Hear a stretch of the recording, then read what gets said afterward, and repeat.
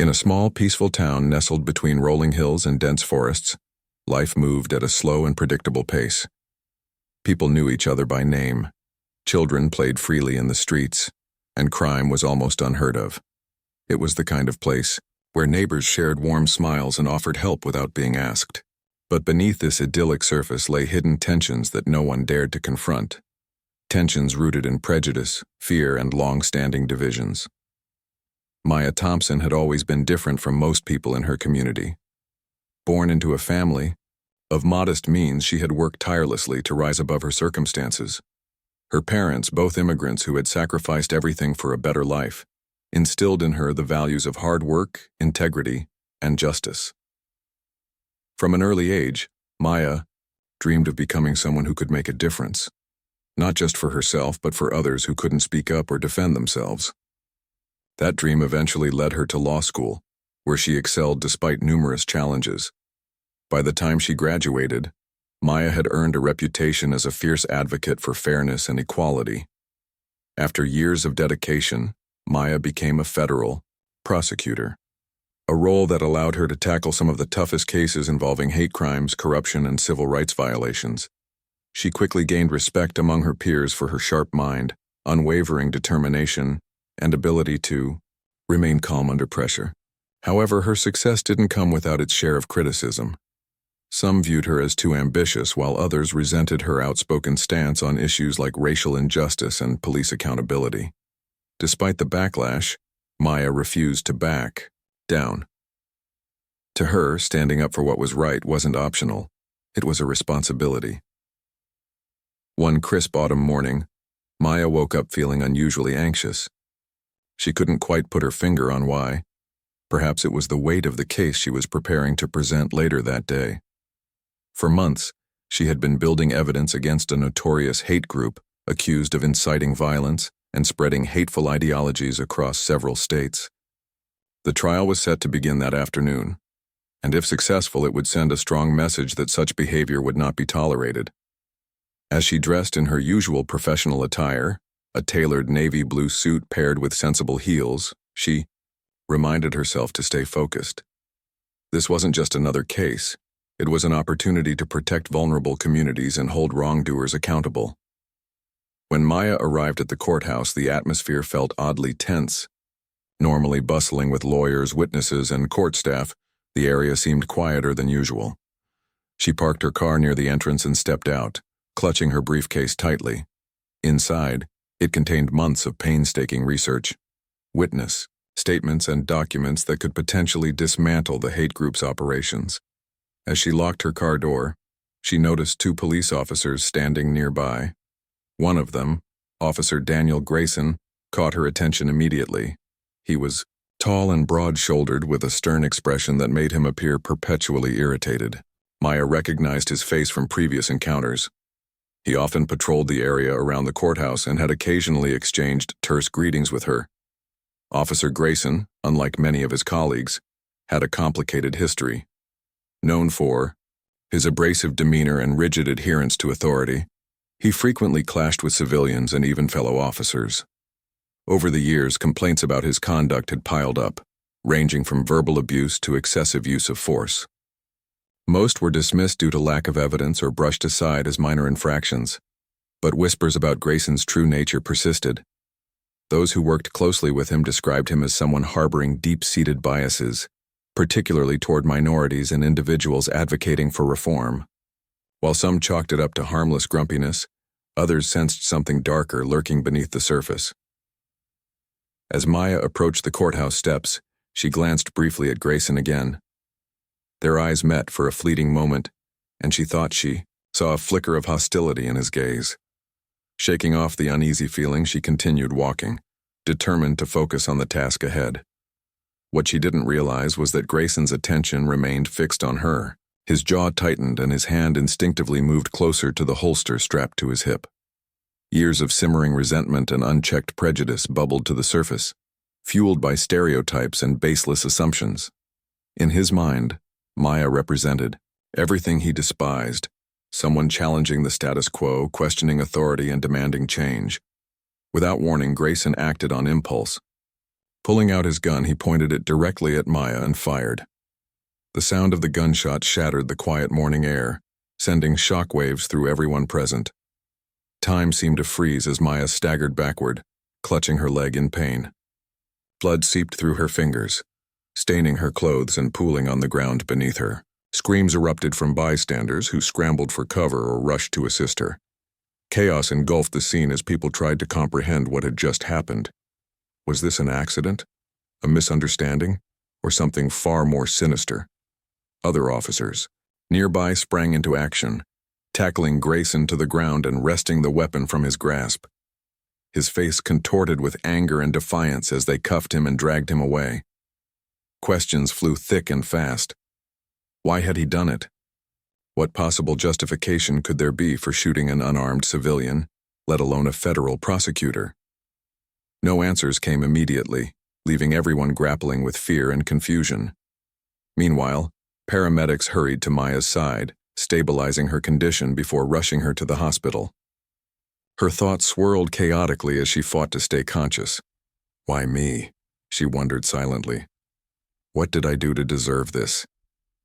News of the shooting spread rapidly, igniting outrage across the town and beyond.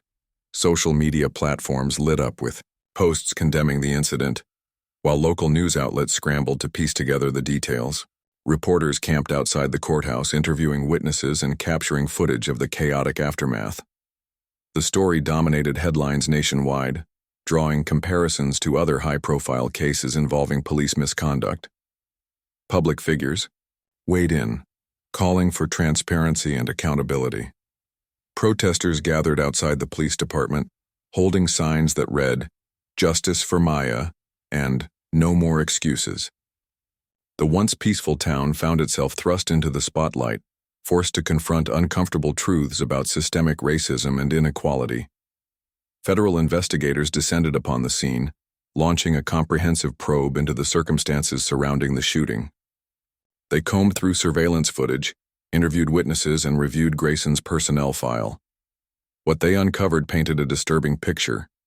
Text messages revealed racist slurs and derogatory comments directed at colleagues and civilians alike.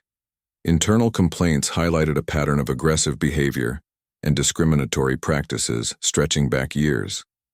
Yet, little had been done to address these red flags, allowing Grayson to operate unchecked.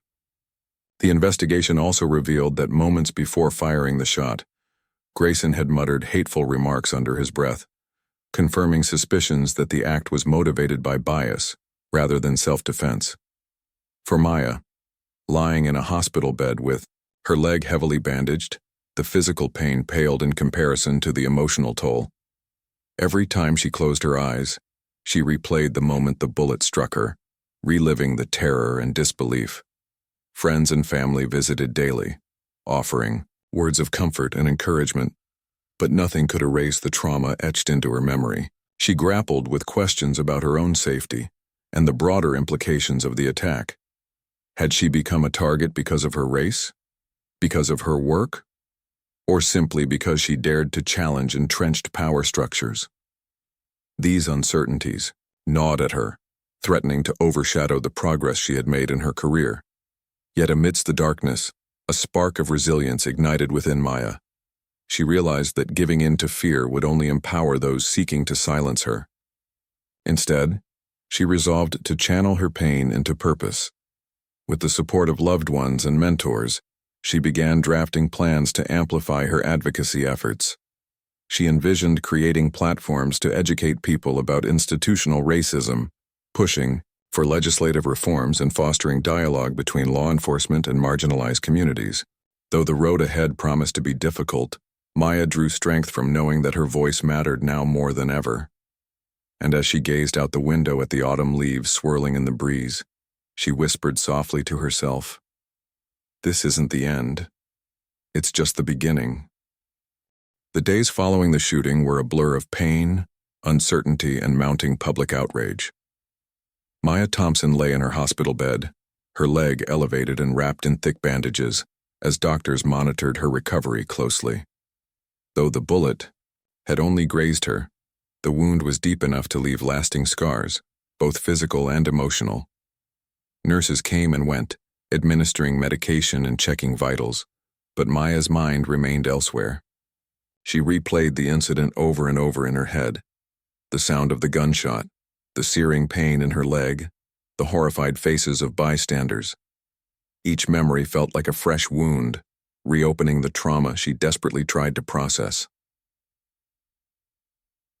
Outside, the hospital, the community buzzed with anger and disbelief. The news of Officer Daniel Grayson's arrest spread quickly, igniting a firestorm of protests and debates. People gathered in parks, on street corners, and outside government buildings, holding signs that read, "Justice for Maya," and "End Police Brutality." Social media became a battleground of opinions with hashtags like "Stand with Maya" trending nationwide. For many, this wasn't just about one officer's actions. It was a symptom of a much larger problem, a system that allowed racism and unchecked power to flourish unchecked. Voices from all walks of life joined the chorus, demanding accountability not only for Grayson, but also for the institutions that enabled his behavior. As investigators dug deeper into Grayson's past, the picture grew increasingly grim. Internal, records revealed a troubling pattern of misconduct stretching back years. Complaints filed by citizens accused him of using excessive force during routine traffic stops, hurling racial slurs at suspects, and intimidating colleagues who questioned his methods. Yet, time and again, these allegations were dismissed or buried under bureaucratic red tape. Text messages recovered from Grayson's phone painted an even darker portrait. In one exchange, he referred to minority groups with derogatory terms, boasting about how he kept them in line. Another message mocked federal prosecutors like Maya, calling them self-righteous do-gooders, bent on undermining law enforcement. These revelations shocked even seasoned investigators, underscoring the depth of Grayson's prejudice.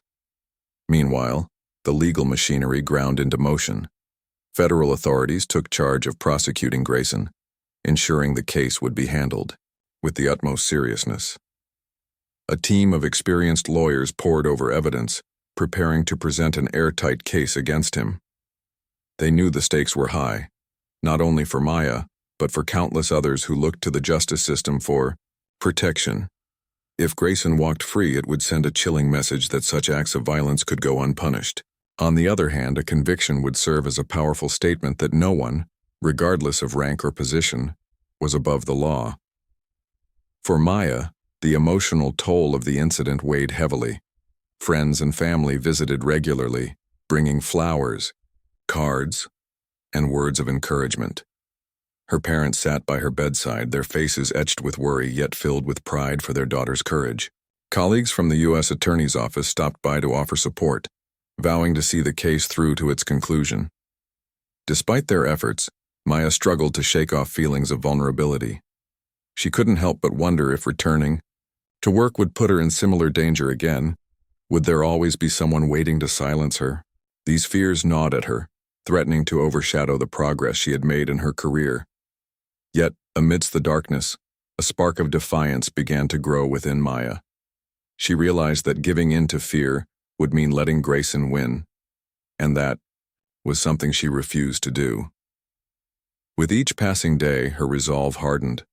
She started journaling, pouring her thoughts onto paper as a way to process her emotions. At first, the entries were raw and fragmented, filled with anger and frustration. But gradually they evolved into something more constructive, a blueprint for action. Maya envisioned using her experience to push for systemic change, advocating for reforms that addressed institutional racism and police accountability. She dreamed of creating platforms where marginalized voices could be heard and taken seriously, challenging the status quo that had allowed people like Grayson to thrive. Public sentiment continued to swell in Maya's favor. Community leaders organized rallies and town hall meetings, urging citizens to channel their anger into meaningful action. Local activists partnered with national organizations to draft petitions calling for stricter oversight of law enforcement agencies. Schools incorporated discussions about racial bias and social justice into their curriculums, fostering awareness among younger generations. Even some members of law enforcement spoke out, acknowledging the need for reform and pledging to work toward rebuilding trust with the communities they served. It was clear that Maya's ordeal had struck a nerve. galvanizing people from all backgrounds to demand better. Back at the precinct, tensions ran high. Officers split into factions. Some defended Grayson, arguing that he had simply snapped under pressure, while others condemned his actions as indefensible. Morale plummeted as scrutiny intensified, with journalists and watchdog groups scrutinizing every aspect of the department's operations. Internal investigations turned up additional cases of misconduct, leading to disciplinary actions against several officers. While some viewed these measures as long overdue, others saw them as scapegoating, further dividing the ranks.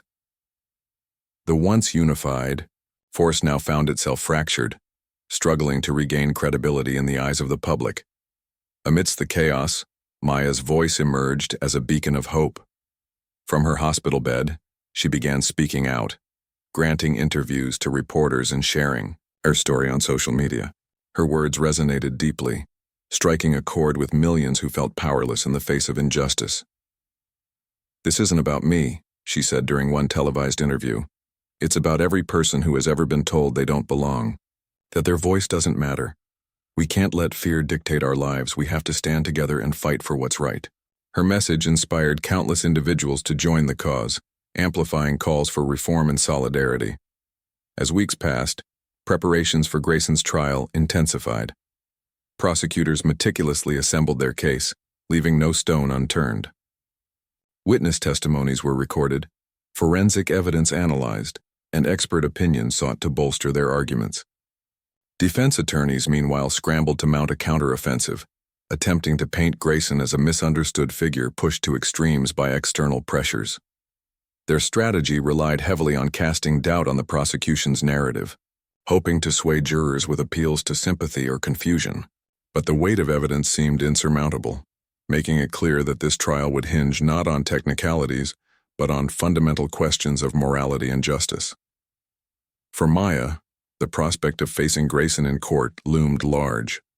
She knew testifying would be difficult, forcing her to relive the trauma of that fateful morning.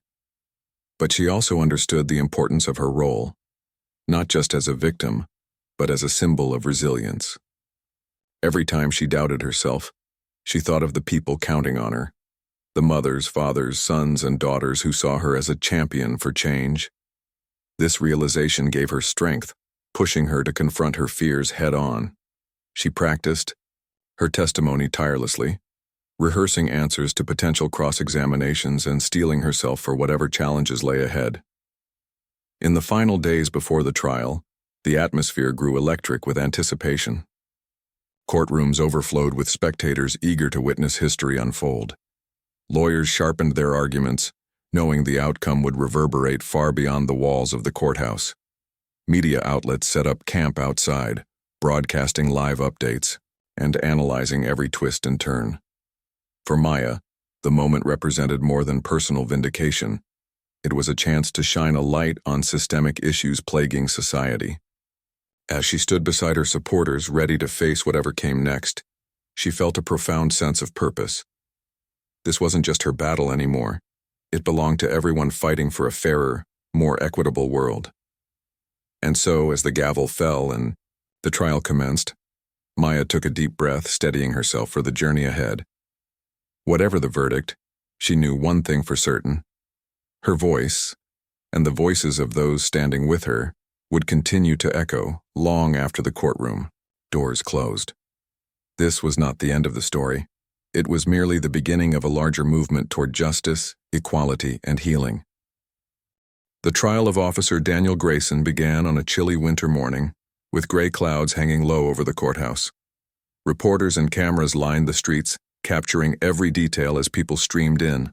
Lawyers, witnesses, activists, and ordinary citizens eager to witness history unfold. Inside the courtroom, tension crackled like static electricity. Rows of wooden benches groaned under the weight of spectators, while jurors sat stiffly in their box, trying to appear impartial despite the gravity of the case before them. For Maya Thompson, seated alongside her legal team, this day marked both a reckoning and a test of strength. Her leg still ached from the gunshot wound, but it was the emotional scars that weighed heaviest as she prepared to face the man who had tried to silence her. Prosecutors opened the proceedings with a powerful statement, painting a vivid picture of what had transpired on that fateful autumn morning.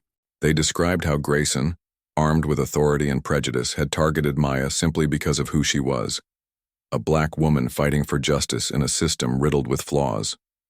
Using surveillance footage, they showed the moment Grayson raised his weapon and fired without provocation, leaving no room for interpretation. The video sent gasps rippling through the crowd, forcing everyone to confront the stark reality of the attack. Witness after witness took the stand recounting what they saw and heard that day. Each account reinforced the prosecution's argument. This wasn't an isolated incident of poor judgment. It was a calculated act of hatred fueled by racism. Grayson's defense team fought back fiercely, attempting to cast doubt on the prosecution's narrative. They argued that Grayson had been under immense stress, pointing to long hours and mounting pressure within the police department as possible explanations for his behavior. He made a terrible mistake, one attorney declared. But does that mean we throw away years of service? Does that mean we label him irredeemable? Their strategy relied heavily on appealing to sympathy, framing Grayson as a victim of circumstance rather than a perpetrator of violence. They also questioned the credibility of certain witnesses, suggesting ulterior motives or exaggerations in their testimonies. But despite their efforts, cracks began to show in their defense. Jurors exchanged skeptical glances as inconsistencies emerged, undermining the notion that Grayson's actions could be excused. As the trial progressed, Maya found herself at the center of intense scrutiny. When called to testify, she walked slowly to the witness stand, leaning on a cane for support. Her presence commanded attention, not just because of her role in the case, but because of the quiet dignity she exuded. Under questioning, she recounted the events leading up to the shooting, her voice steady yet laced with emotion. She spoke about the fear she felt when she realized Grayson was aiming at her, the pain of the bullet grazing her leg, and the shock of realizing she had become a target. Tears welled in her eyes as she described the impact the incident had on her life, not just physically but emotionally and professionally. Yet, even in her vulnerability, there was resilience. "I refuse to let this define me," she said firmly. "I will continue to fight for justice, not just for myself but for everyone who deserves fairness and equality." Maya's testimony struck a chord with those in attendance, including some members of the jury. One juror, a middle-aged woman named Sarah, later confided to her fellow panelists that hearing Maya speak had shifted her perspective. "She didn't ask for any of this," Sarah whispered during a break. "But look at how bravely she's handling it. That takes courage." Others nodded in agreement, their initial skepticism giving way to empathy. Even outside the courtroom, public opinion swayed further in Maya's favor.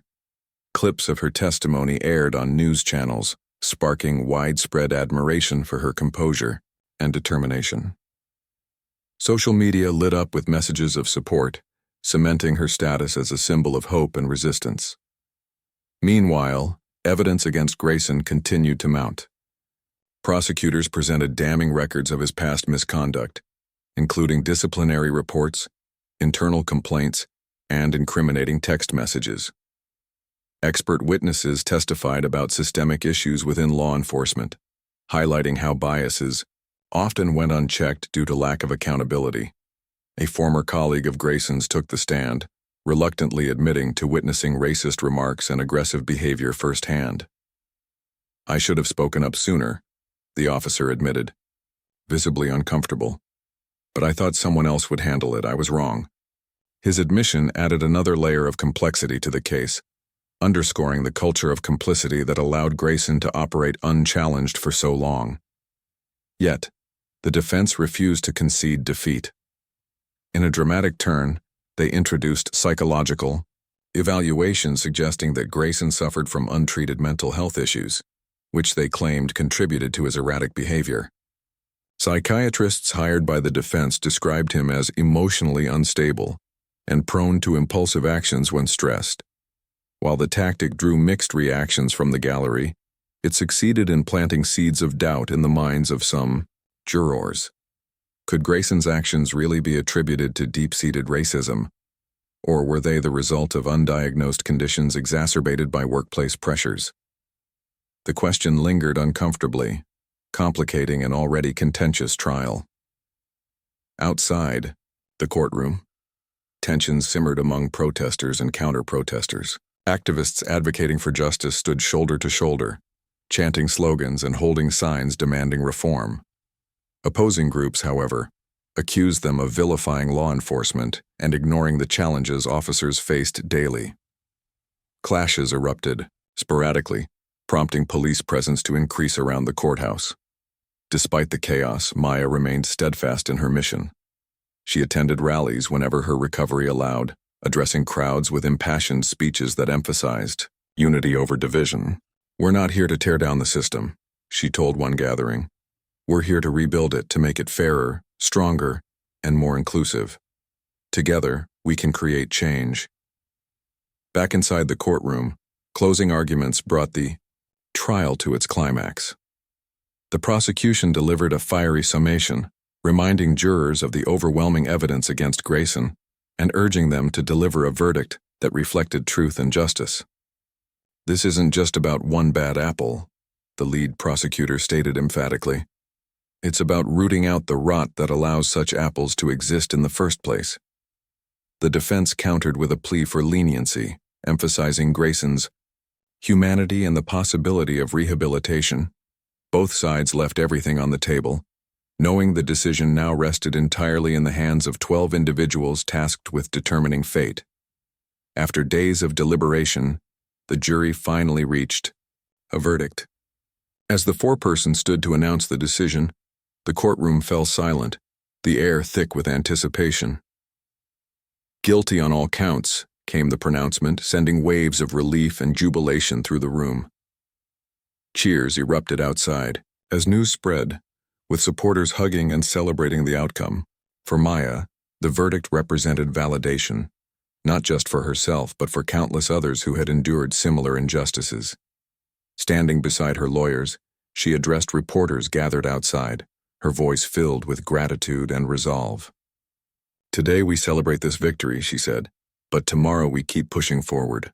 Justice is not a destination, it's a journey." In the weeks that followed, the ripple effects of the trial became undeniable.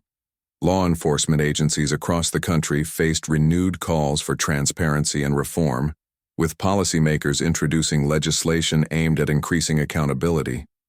Community forums brought together police officers and civilians to foster dialogue and understanding. And Maya, though forever changed by the experience, emerged stronger than ever. She continued her work as a federal prosecutor, channeling her trauma into advocacy and inspiring others to join the fight for equality. Though challenges undoubtedly lay ahead, the spirit of resilience and unity ignited by her story promised to light the way toward a brighter future. The guilty verdict against Officer Daniel Grayson sent shockwaves through the nation, sparking a wave of reactions that ranged from elation to outrage. For many, it was a long overdue acknowledgement of systemic issues plaguing law enforcement and the justice system as a whole. Protesters who had stood outside the courthouse for weeks erupted into cheers, waving signs and chanting slogans like "Accountability matters" and "Justice prevails." Social media platforms buzzed with hashtags celebrating the outcome, while news outlets hailed the decision as a landmark moment in the fight against police misconduct. Yet not everyone welcomed the verdict with open arms. Supporters of Grayson, including some fellow officers and their families, argued that the punishment was too harsh and accused the court of bowing to public pressure. Tensions simmered beneath the surface, threatening to boil over as emotions ran high on both sides. For Maya Thompson, the verdict brought a mix of relief and reflection. She felt vindicated, knowing that her voice, and the voices of those standing with her, had been heard. But she also recognized that this victory was just one step in a much larger journey. Sitting in her living room later that evening, surrounded by friends and family, Maya allowed herself a rare moment of quiet celebration. Her mother handed her a cup of tea, tears glistening in her eyes. "You've done something incredible," she whispered, pulling Maya into a tight embrace. Though grateful for the support, Maya couldn't shake the weight of responsibility resting on her shoulders. The trial had exposed deep-seated inequalities within society, and now it fell to people like her to push for meaningful change. As she sipped her tea, Maya resolved to use this moment as a catalyst, not just for personal healing but for broader reform. In the days following the verdict, attention turned to sentencing. Judge Evelyn Carter, known for her firm yet fair demeanor, presided over the proceedings. Before delivering her decision, she listened intently as both sides presented arguments.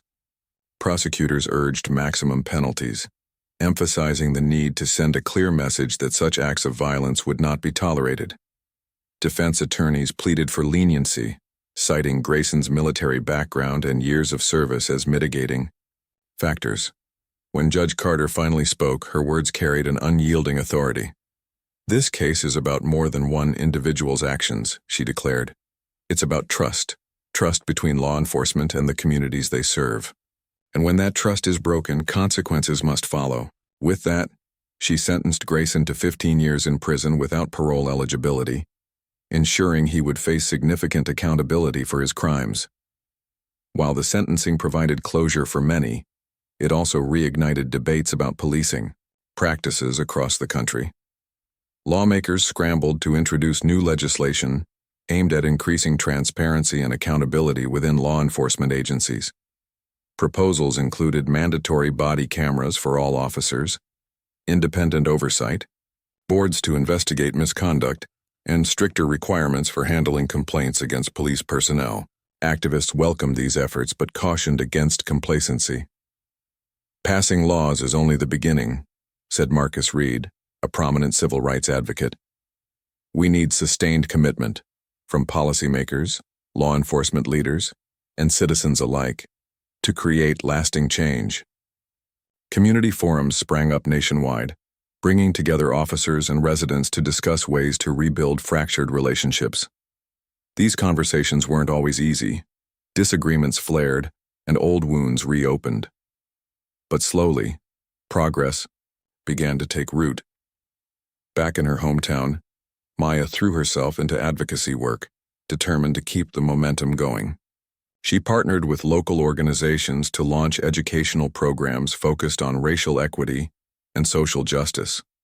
Schools invited her to speak to students, sharing her story as a lesson in resilience and perseverance. Churches and community centers hosted workshops where participants learned how to recognize bias and challenge discriminatory behavior. Maya's efforts extended beyond grassroots initiatives. She collaborated with national groups to draft policy recommendations and lobby for legislative reforms. Her tireless dedication earned her widespread recognition, including awards honoring her contributions to civil rights. Yet despite the accolades, Maya remained humble, insisting that the real heroes were the countless individuals working behind the scenes to drive change. Grayson's imprisonment stirred mixed feelings among his colleagues in the police department. Some viewed him as a scapegoat, punished unfairly for mistakes made under extreme stress. Others saw his conviction as a wake-up call, prompting introspection about their own roles within the system. Internal investigations uncovered additional cases of misconduct, leading to firings and suspensions. Training programs were revamped to emphasize de-escalation techniques, cultural sensitivity, and ethical decision-making. While some officers embraced these changes, others resisted, arguing that increased scrutiny made their jobs harder. Morale plummeted as divisions widened, leaving the department struggling to find balance between accountability and morale. Public opinion remained sharply divided. On one side, supporters of the verdict celebrated it as a triumph for justice and equality. They pointed to Grayson's racist texts and history of misconduct as evidence that he deserved punishment. On the other side, critics accused the legal system of hypocrisy, claiming it disproportionately targeted white officers while ignoring similar offenses committed by minority law enforcement personnel. Online forums devolved into heated arguments with accusations flying back and forth. Amidst the chaos, Maya emerged as a unifying figure, urging calm and understanding. In interviews and public appearances, she stressed the importance of focusing on solutions rather than blame. We can't move forward if we're constantly looking backward, she told a packed auditorium during a town hall meeting. Let's channel our energy into building bridges instead of walls. As months passed, the initial fervor surrounding the trial began to wane, replaced by quieter but no less significant efforts to enact change. Maya continued traveling across the country, speaking at conferences and participating in panel discussions. Her message evolved over time, shifting from anger and frustration to hope and empowerment.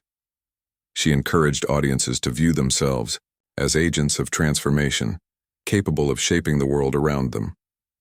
Change doesn't happen overnight, she often reminded listeners, but every small action counts. Every conversation matters. Together, we can make a difference. Despite her outward optimism, Maya faced moments of doubt and exhaustion. Advocacy work took a toll both physically and emotionally. Late nights spent drafting proposals and attending meetings left her drained, while criticism from opponents sometimes stung deeply. Friends urged her to take breaks, warning that burnout could derail her mission. Reluctantly, Maya agreed to slow down, prioritizing self-care alongside activism. She started journaling again, using writing as a way to process her thoughts and recharge. Long walks in nature became a cherished ritual, offering solace and clarity during turbulent times.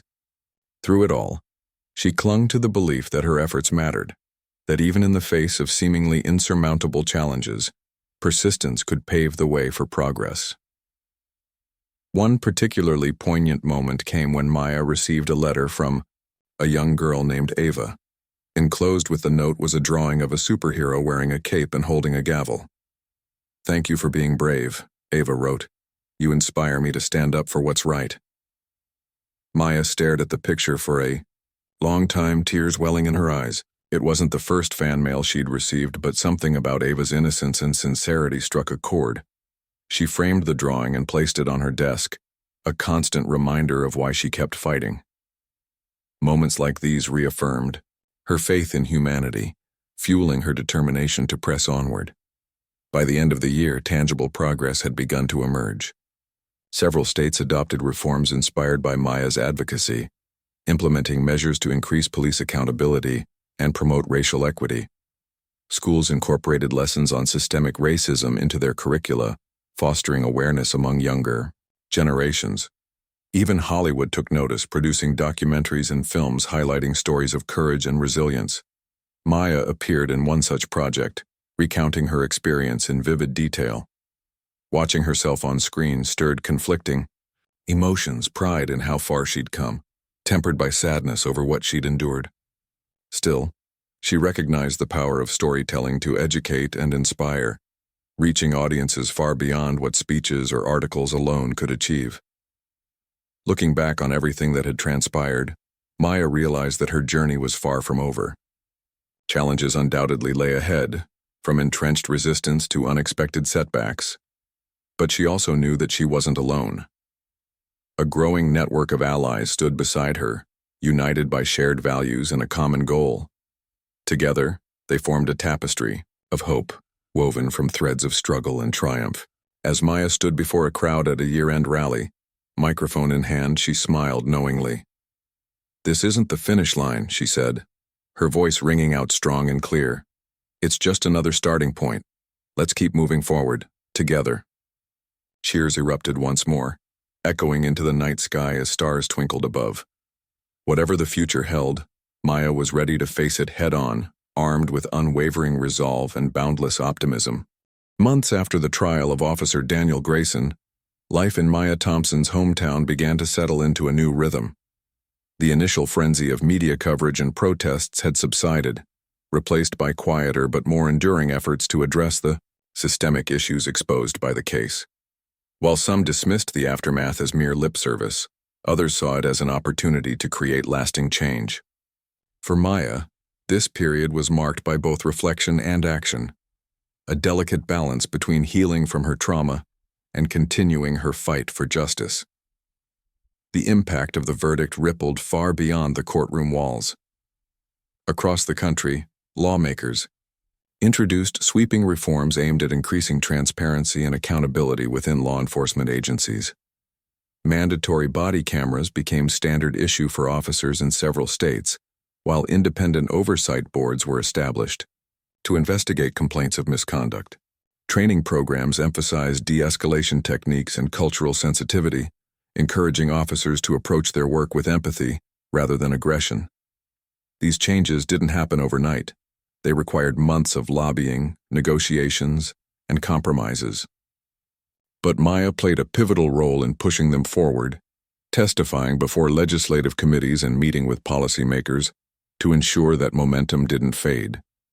Despite these advancements, resistance persisted. Some police unions argued that increased scrutiny placed undue burdens on officers, making it harder for them to do their jobs effectively.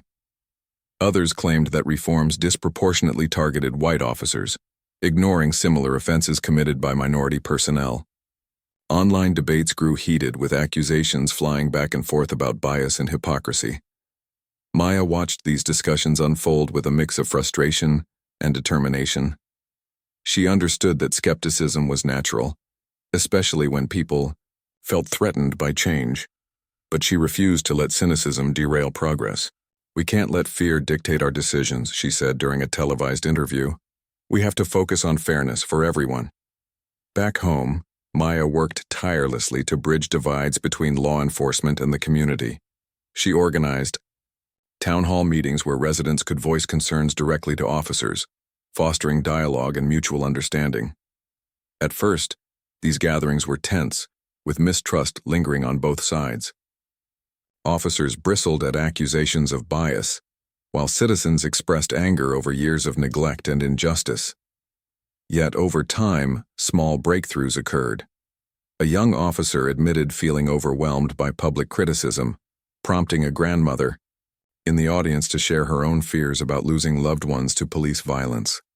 Their exchange sparked a wave of honesty and vulnerability, reminding everyone present of their shared humanity.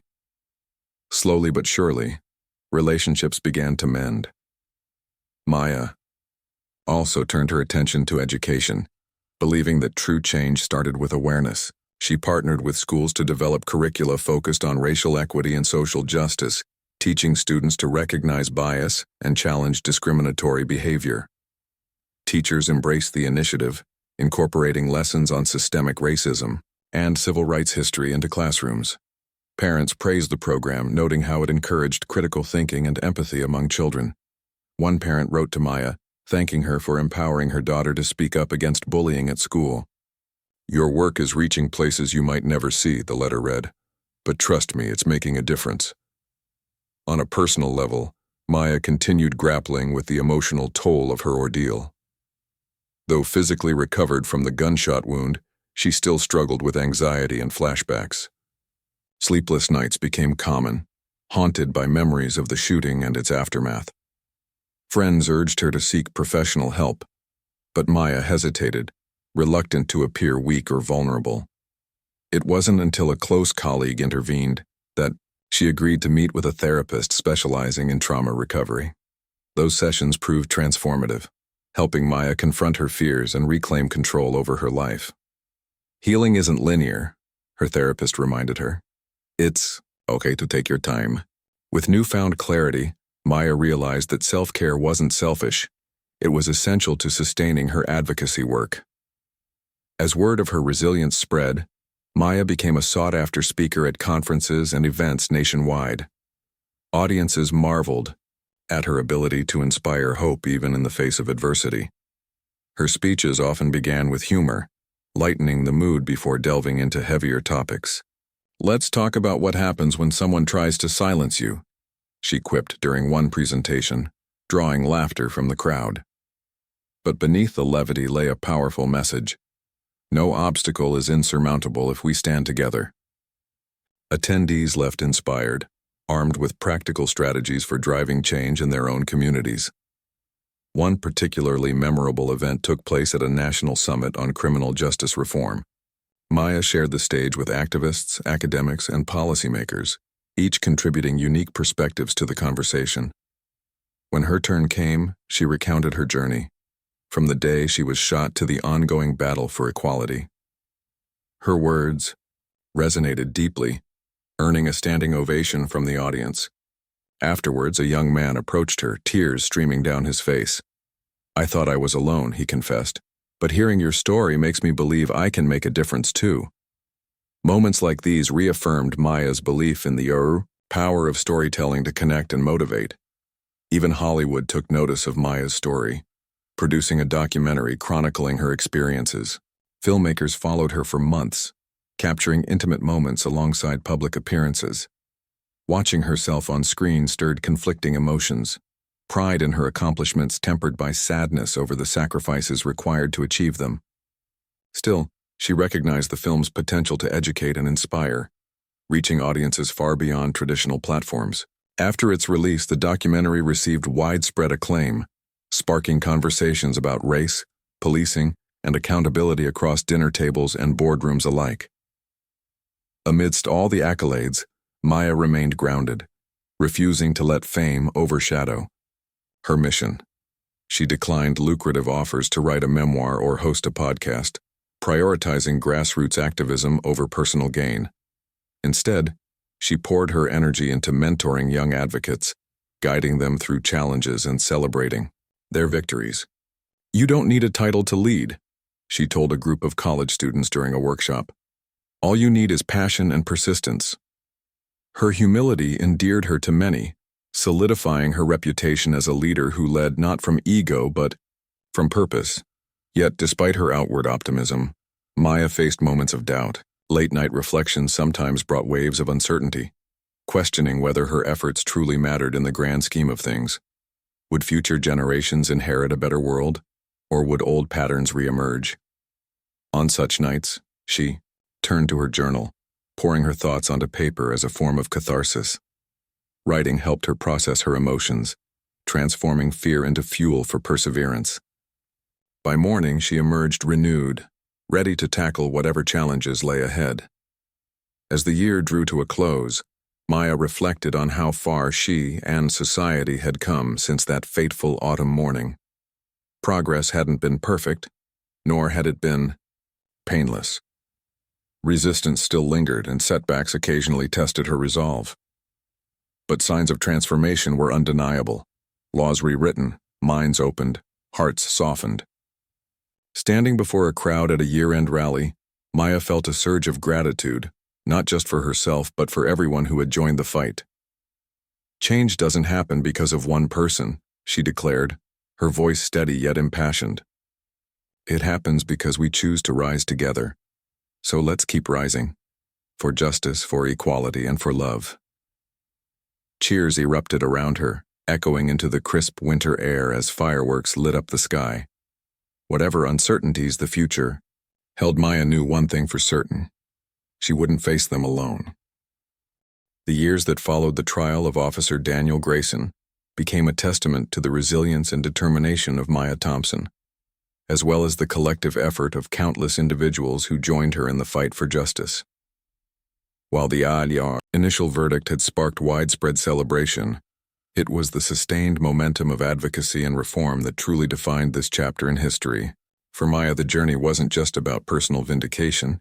It was about creating a legacy of equality and accountability that would endure long after she was gone.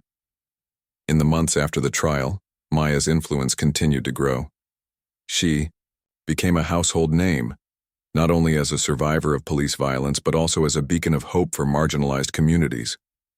Her story inspired people from all walks of life, students, activists, teachers, and even politicians, to take action in their own spheres. Schools incorporated her experiences into lessons on civil rights, while community organizations used her example to teach conflict resolution and empathy. One high school in her hometown renamed its annual leadership award after her, calling it the Maya Thompson Courage Award. Each year, recipients were chosen based on their commitment to standing up for what was right, no matter the odds. Maya herself remained deeply involved in advocacy work, traveling across the country to speak at conferences, lead workshops, and collaborate with grassroots movements. She visited cities grappling with similar issues of police misconduct and systemic racism, offering guidance and support to those working toward change. In Chicago, she met with families affected by wrongful shootings, listening to their stories, and amplifying their voices.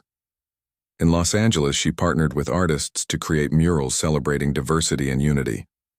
Everywhere she went, she left behind seeds of inspiration, planting ideas that blossomed into meaningful action. Her efforts extended beyond domestic borders as well.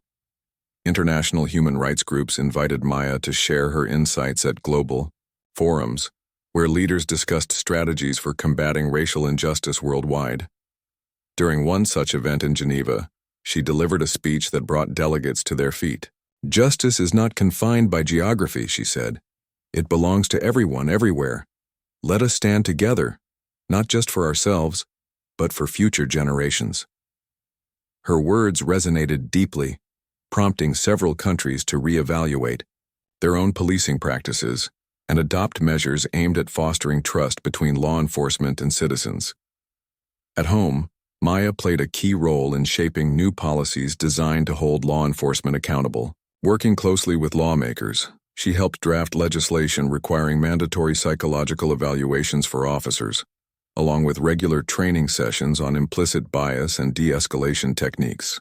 Body cameras became standard equipment nationwide, ensuring transparency during interactions with civilians.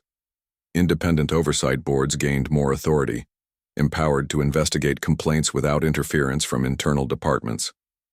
These reforms weren't perfect. Implementation varied from state to state, but they represented significant progress nonetheless. Despite these achievements, challenges persisted. Resistance to change remained strong in certain quarters, particularly among entrenched power structures unwilling to relinquish control. Some police unions argued that increased scrutiny made officers' jobs harder, leading to lower morale and recruitment difficulties.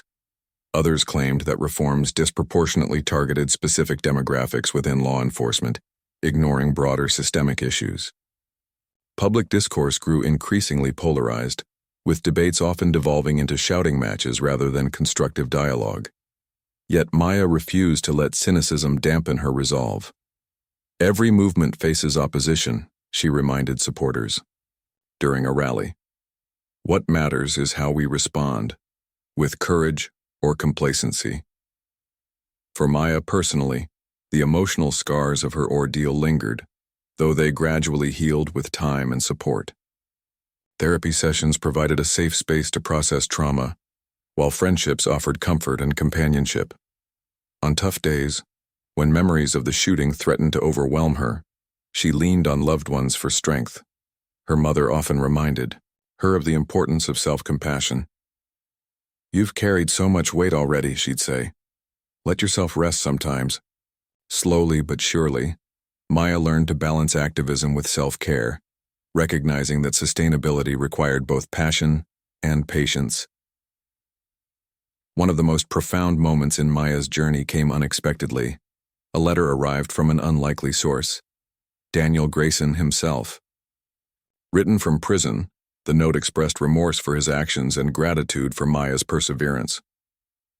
"I don't expect forgiveness," he wrote, "but I want you to know that your strength has forced me to confront my own failings.